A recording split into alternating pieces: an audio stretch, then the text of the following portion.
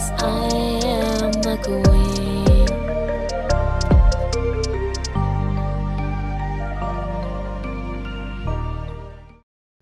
Hey guys, welcome back to another book rant session. Today we are going to be talking about doing like a series type thing actually.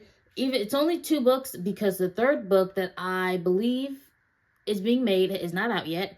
So we're just going to be talking about the 2 in the series so far. In this series I love. It is They Both Die in the End and The First to Die in the End by Adam Silvera. These 2, they are amazing. They are connected. The First to Die in the End is technically a prequel to this one. So you can, in my opinion, you can read them in any order and it would make sense. But first, let's start off with They Both Die in the End. It is about Mateo and Rufus. They live in a world where there's this thing called Death Cast that calls you on the day that you're supposed to die and tells you that you're going to die. It doesn't tell you how or when. It just says within the 24 hours, you're going to die. They both get the call and they meet up. Well, they don't know each other. They meet on this thing called the Last Friends app, which was created so that people who are dying or who are not dying, you know, they can kind of meet up, meet each other, things like that. They meet, they go explore and try to have a good last date together. And it is a love story. It is young adult. They do kind of fall in love. The relationship, in my opinion, it was never, I don't know if it was specified, solidified, like there was a label to it, but there was a connection that was so beautiful. And I, despite the title, was wishing like, oh my God, maybe there's going to be a twist that they're going to live. I was really hoping they would live. I was really hoping that they wouldn't actually die, despite the title literally saying that they're both going to die. I was in my delusional. I was choosing to be delusional, okay? Because I wanted them to live. I wanted more of this story. But, you know, it's okay. Yeah, they get the call about they're dying. And before they meet, they kind of go deal with it in their own type of way. Mateo's kind of a shut-in. He's at home. He doesn't really know how to deal with it. He's by himself. His dad is in the hospital. He has a best friend that he doesn't even tell. But, you know, he's trying to process it, and that's okay. And then Rufus, he's in a foster home because his parents died previously from death cast, things like that. And he has these friends called the Plutos, and their relationship is just, they're really close. They're all foster kids. And they even hold a funeral, which I thought was really sweet. They hold like a funeral while he's still alive. And they say their goodbyes, and it's really sad. It gets ruined because his ex, Amy's, which I hope I'm saying her name right. It's spelled Aimee. I'm pretty sure that's Amy, but if it's not, I'm sorry.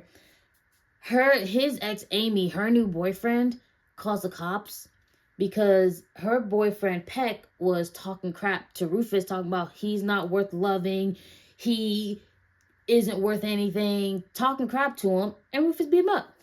Which, yeah, you're going to talk crap to me and try to tell me I'm worthless? Okay, I'm going to show you I'm worthless. Like, he got beat up, and then he got mad about it because he got beat up, and then also Amy wasn't upset with Rufus for beating him up. She's kind of in between. She doesn't know how to feel because she cares about Rufus and she cares about Peck. And then now that Rufus is dying, she is like, I don't want to spend this time being all pissed at him when he's about to die. And he's upset about it. And he even tries to kill Rufus like later on, which doesn't work out. He ends up going to jail because, like, what did you think was going to happen? You trying to kill him because your girlfriend isn't pissed off that he beat you up because you were talking crap about him and you were talking crap to his face? Too bad. Now you're sitting in jail. Congratulations. But they meet, Mateo and Rufus meet on the app. They both sign up that day because they didn't have it before. And they get matched on the app. They agree to meet. And, you know, they go on their adventure and it starts. It's really sweet and it's really, like, Mateo doesn't do much. He's always scared. So Rufus kind of brings out his inner adventure, and they go do just a lot of things and a lot of just like different stuff around New York. Cause they're in New York, so they go to different parks and different like monuments, just different places, just to try to have fun, try to do different experiences. They even go to this attraction where people who are dying, they built it for them to like do things like skydiving and jumping off of like waterfall, just like different experiences for them to kind of do and like have some type of thing before they die. That's an interesting takeaway. They are able to say their goodbyes later. Rufus kind of said his goodbyes, but then he helps Mateo get his goodbyes out. He helps him go talk to his best friend and tell her what's going on and talk to her. They go to his dad's hospital. His dad's in a coma, which is really freaking sad because I wished his dad would have woken up. His dad didn't wake up. Because he's in a coma. You know, he didn't wake up, which I was hoping, like, you know, at that very last minute, like, he would wake up and Mateo could just tell him, I love you, things like that, which he technically does. He leaves him a note, just what happened, how he feels, things like that. His dad wakes up at the end, I believe, later, like, after Mateo's gone, and his best friend kind of shows him all the pictures that he took on his last day and, like, the notes that he left, and it was kind of a bittersweet type of thing. You get some different point of views as well, besides Rufus and Mateo. Like, you get Mateo's best friend, you get Rufus's friend, you get, like, side characters that kind of aren't direct into the story, but everybody's stories kind of intertwine. Like, there's even a couple chapters of people who Mateo's had interactions with, but doesn't, like, talk to. Like, he's just had, like, a little tiny interaction in the future. Like, well, not in the future, in the past. But it doesn't, like, you know, they intertwine. Okay, that's basically what I'm trying to say. There's different chapters of different people who got the death cast call and how they're reacting to it. You get some chapters of, like, death cast workers, because, like, there's actual people who work for Deathcast making the calls. They have a screen and a list of people that they call. They don't know anything. They just know there's a name and a number, and they call them, be like, hey, you're going to die today. I don't even remember. Heralds. That's what they're called. They're called heralds. You get a couple chapters of, like, their kind of perspective on, like, how they're handling having to tell people that they're going to die. I would never take that job. It's kind of like a healthcare worker, basically, because, I mean, if you're working, like, hospice or something, you know you have to kind of help a person when they're coming to an end. I couldn't do it. I could not do it. They only work for 4 hours a night because they have to get it done between midnight and 4 a.m. They have to get all the calls made. So they only work 4 hours a night. And I couldn't do it. I mean, you don't know anybody, but it's still, when you're on the phone, you tell them they're going to die, they start crying, they start begging to help them or things like that, and there's nothing that they can do, and it's just whatever. I think they could have lived. I'm still in the delusional of they could have lived. If they had just stayed, they went back to Mateo's house and they lied in bed for hours, just holding each other. They didn't have anything else they wanted to do the day. They just wanted to just hold each other and be that. And I was just like, they could have lived if they just stayed in bed. Freaking Mateo, he went and died because his oven was messed up and he forgot, and he went to turn it on to make some food, and then it exploded because it was messed up. He was planning on getting it fixed that day. Okay, he was supposed to get it fixed, and he just completely forgot it was broken. You don't see how Rufus dies. Rufus dies off page. But if they had just stayed in bed, okay, that's what I would have did. I would have just, you don't know, okay, I'm staying right here. And what's going to happen? My heart's going to stop? Maybe. You know what? That's probably maybe. Because they all seem to die in an accident. Not like, it's not only like an accident, like something that always seems to happen when they're dying. Because you see a couple of, like, people, like, they did die, like, off characters. You see some deaths. But maybe their heart just stops and you don't know. Either way, I wish they would have lived. Okay, I'm still not delusional. They could have lived. They just stayed inside, just stayed in bed. Even Rufus said that when he found Mateo dead, he was like, "You were supposed to just stay in bed. We were supposed to just stay together, just stay, not get out of bed. If he had just did that, he would have been alive." Okay, but it was a really good book. It was very sad, very heartwarming. Lou Rufus had all his photos. You get a small glimpse of Rufus a little bit, of him and his pictures and telling about Amy, about Mateo, things like that. You don't see his death. But it's a really good book. It's really sweet. And I did very enjoy it. I love their little story. It was so cute. It was very quick because it was in a span of 24 hours. But you don't got time to wait around when you know you're about to die. But that gets us into the next one, The First to Die in the End, which is a prequel to the first one. This one is Deathcast is just being created and it's just becoming public. So it's like the first is just becoming public, just becoming like a thing. People are just finding out about it, seeing if it's, is it really real? Is it, because in the first one, like, people know it's real. They know there's nothing you can do. In this one, they don't know how real it actually is, if it's actually accurate.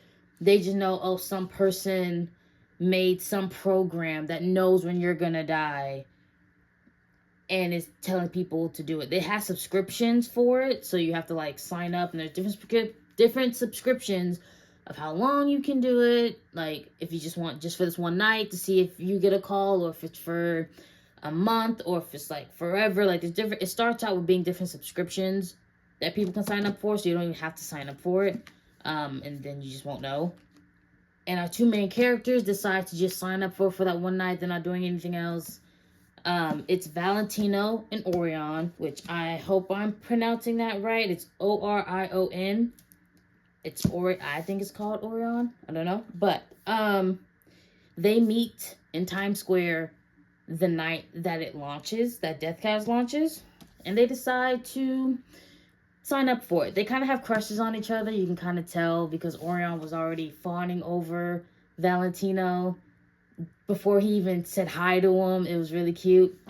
But they already had like little crushes on each other. They didn't know each other, but whew.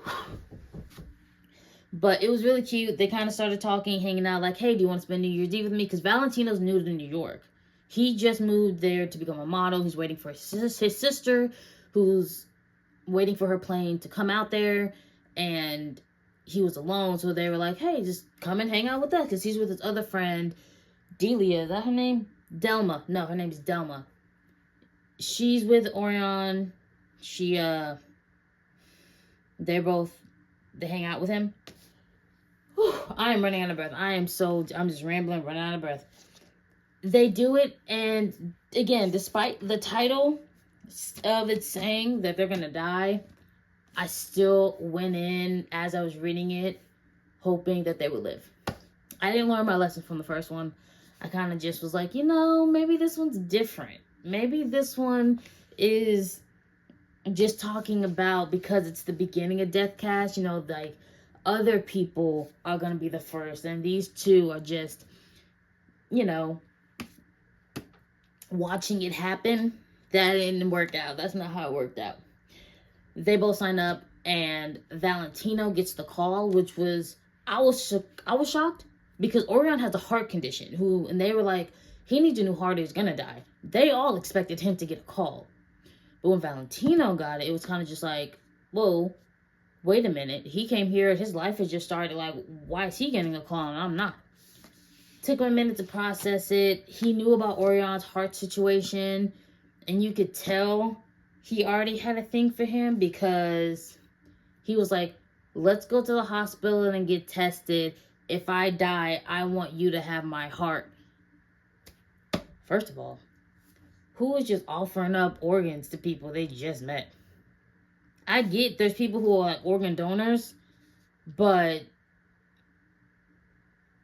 you just met him, you know, like it's, I don't know, it just, that's where like the connection kind of came for me, because I don't see you just randomly offering up organs to some guy. You don't, they're not even for sure that this is gonna like work out. Orion's like, he's like, oh, we don't even know if this is real, like we don't even know if people are actually gonna die, like we don't need to be worrying about, you're not gonna die.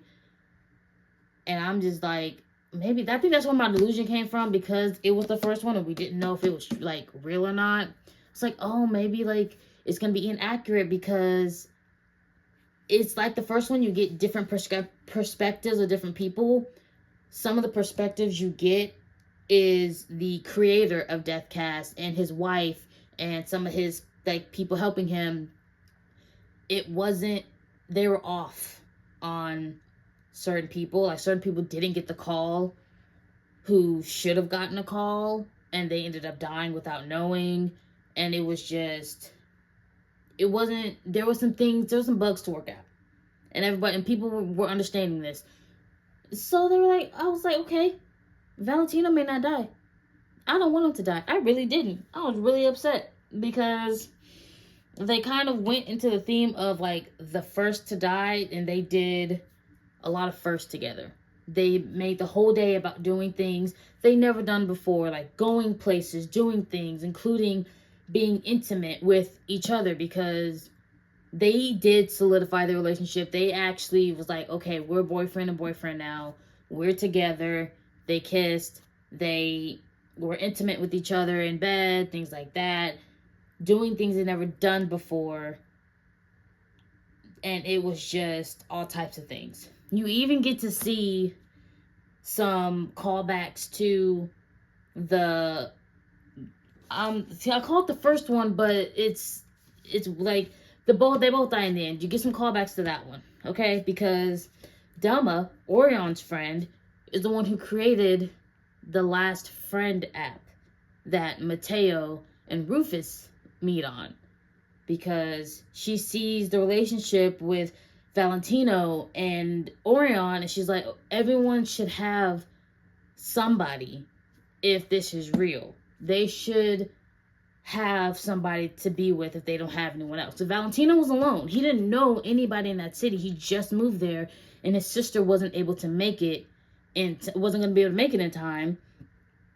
And he had Orion, and it's just kind of, she wanted people to have that. So she's the one that even created the app. And you actually see a little baby Rufus and a little baby Mateo in the book. You kind of get a little glimpse of them and like before this happened. I don't know the time span of the two books and of like what time span they're apart, but Rufus and Mateo were like little kids. They both had their parents. Dad wasn't in a coma. Things like that. But I can't say one thing. This one, at the end, I was bawling my eyes out. The first one didn't make me cry. This one did though, because Valentino left a video message for Orion, and in reading what he said in the message, I started crying. I didn't expect to cry, but I started crying, because it was just like, it was after Valentino was already dead, and after like the surgery, like Orion had his heart beating in his chest. This man that he loved, his heart was beating in his chest, and he was gone, but he wasn't really gone. But then he left the message, and this was just like, he already knew, after just knowing each other for a day, he knew that Orion what needed to be like some reassurance that it's okay to live and to find someone new, and to don't just sit around and be sad all the time, because that's what he would have did, because he was still grieving his parents. Like, he's not good with grief, and I think his parents actually died in 9/11. If I'm remembering correctly, the death of his parents, because since he lives in New York, the cause of his parents' death, where they were in the Twin Towers for something, I don't remember, but they died that day. And he never fully processed or got over that grief. He's not really good with losing people, and Valentino knew that, and he wanted to reassure him that he was loved and to find someone, and it was just, I was crying. And I don't cry a lot when I read books, to be honest. Maybe a couple tears, maybe something here or there. I haven't read too many like sad books that really caused me to cry. I didn't expect this one to, because the first one didn't, but it did, and it was really good. And if you still want to read it after all that, I would really suggest reading both of these. There is a third one, I believe, to be coming out. That is about 2 of the characters that you meet in this one. And hopefully it comes out soon. I don't know. I should probably look it up. I'm not sure when it's supposed to come out, but I heard there was a third one. I am looking forward to it. But yes, that is the end of that video. It's a little bit longer just because it is a series. I figured if I'm talking about a series, just put it all in one video instead of trying to break it up. Or if you guys if y'all want me to break it up, let me know. We're just trying some stuff out. But I hope you all have a good day, and I will see you at the next session.